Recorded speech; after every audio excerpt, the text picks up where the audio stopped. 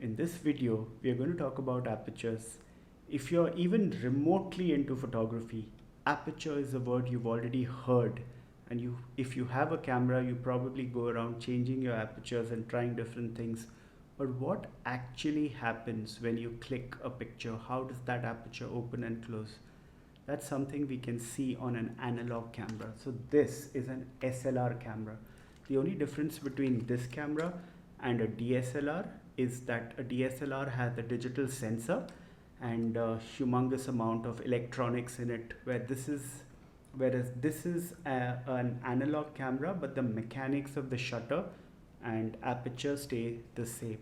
So let's have a look. I want you to have a look through this lens. All right. Okay, let's do that again. Okay, now I'm going to change the aperture value and tell me if you see any difference.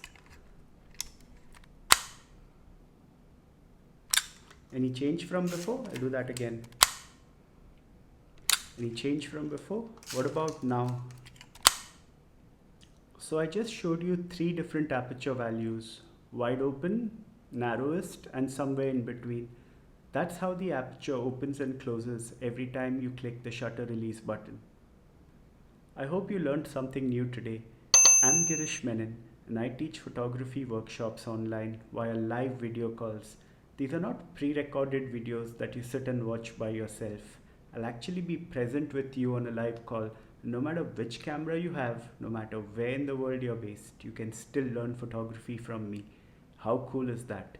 Please have a look at my website www.girishmenon.com. I look forward to hearing from you today.